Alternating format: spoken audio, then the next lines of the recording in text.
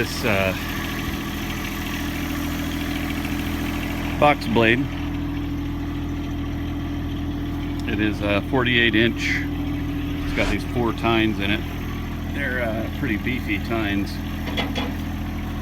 And so I'm going to use that, like I said, to go out there and do some leveling. And I just got my forks on over there to get this thing out of the truck. Okay, well, it's on there. I haven't used it yet.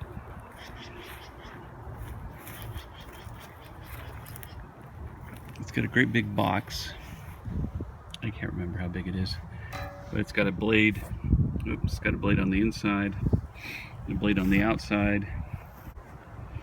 So I'm not exactly sure how to use it. I mean, I'm going to turn the tines around. Obviously, they're pointing backwards, and I think I have to angle this thing so that at first, this part right here is digging into the ground, and that will rip everything up so I can spread it around, and then I'll angle it. Let me stand back here. So first I'm going to angle it like this so that the tines will dig into the ground, and I'll be able to drive without picking up a lot of dirt into the bucket. Okay. Once I have things sort of ripped up and potentially find some rocks that way, save my tiller, I'll then go through and bury the low spots and high spots by angling it back so that when I put it down, there'll be just a little gap underneath the back part there, and it'll collect the dirt and drop it into the low spots. So the first thing I'm going to do is I'm going to set the tines down. So I decided on the gate. You know how that bar is all bent up, and it's not worth the time to bend it back into shape. And I was going to use this some of this really strong tubing, same stuff that I used on my pallet forks that I built for the tractor. But instead, I was driving by the steel yard the other day, and I just picked up some 1/2 inch, 1.5 inch bar to replace it. And so I measured it, cut it, and put these holes in, and they do line up with the J-bolts that are sticking out of the concrete. So this is what I will use, and I'll just clean off a little spot where I put in my hinges.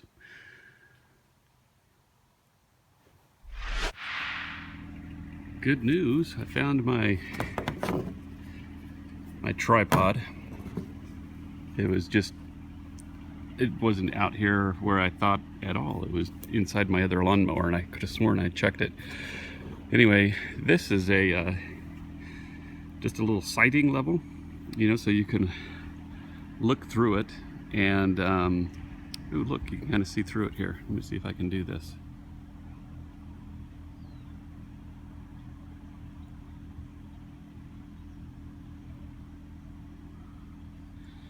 Anyway, you look through it and you can see those lines, and there's also a mirror that casts this bubble that's on top here. So you can sort of see this bubble when you're holding it level, and you look through those, you can see those lines. You can get a sense of what the grade is by holding it level and looking at the lines going across. And so just generally speaking, I can use this to figure out if I'm laying things out the right way, because what I want is I want it to sort of have a V. I want it to come down and then sort of go back up that way, because when I'm flooding, I don't want it to flood all the way out that way, and but I do want it to flood downhill this way. All right, so the irrigation on this place, you can sort of see that white pipe there. That pipe goes all the way along the back wall there. It comes in right over here at this corner from the stream, which is right up over here. And so the water will flow by gravity all the way down this way. There's a white pipe, and it flows all the way this way, and it flows, there's a corner up here, and the pipe continues on down this way. So I've got a lot of options, and what I'm thinking is one option would be, you know, to grade it so that it sort of flows out this way. Call that option B because it's my sort of second priority, or second favorite idea. My first favorite idea is for it to flow from up that way out this way, and so I would put my garden stuff right out in here, and then you know, and then of course the rest is feeding these fruit trees that are all around the outside. So anyway, today I'm going to do some tilling. I've got this area right here pretty much, I think, picked up a lot of rocks that were in there. So I'm going to get the tiller back out again, go in there and see if I can till it all up really good. And then I'm going to hit it with this little leveler that I got, the box blade, and we'll see how that goes.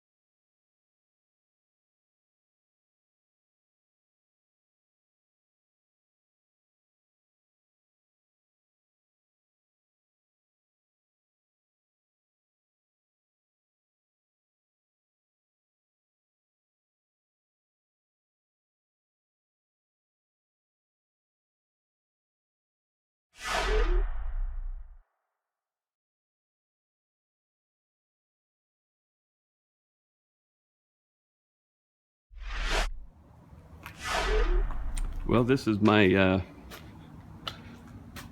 the shop. I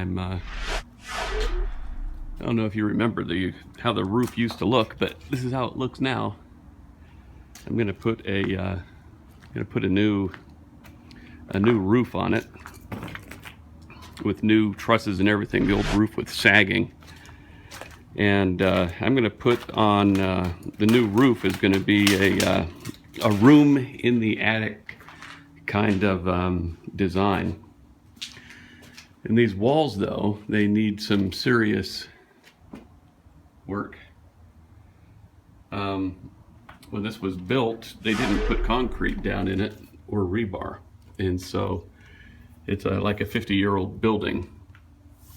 So we're going to try to put concrete down into this wall with a bunch of rebar and fill in all the cracks.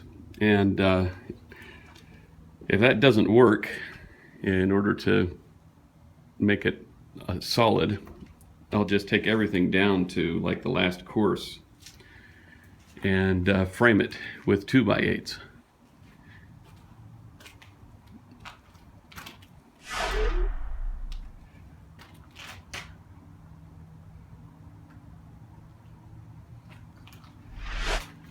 But it's got this sort of area right here where the doors open, and it has sort of a little storage area here, and in here is like a facilities.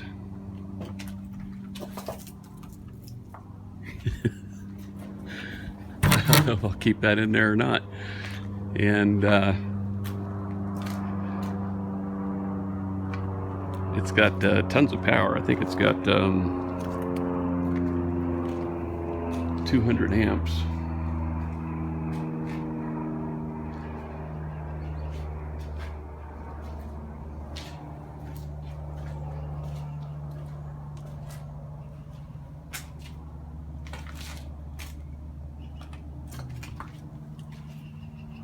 Yeah, and this area in through here, I'll just frame out with 2x8s.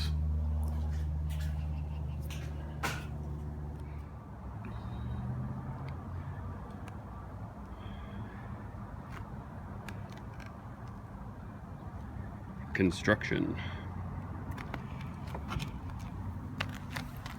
Yeah, so right there, you can see that is not, those walls are not full of concrete. By the time I fill these walls up with concrete and throw rebar down in there, these walls will never move. You know, this is the old style of brick. My brick friend tells me, you can see how many holes each brick has in it. It's got 3 holes. So, you know, apparently they used to make brick a lot stronger than they do nowadays. He says this is really good brick.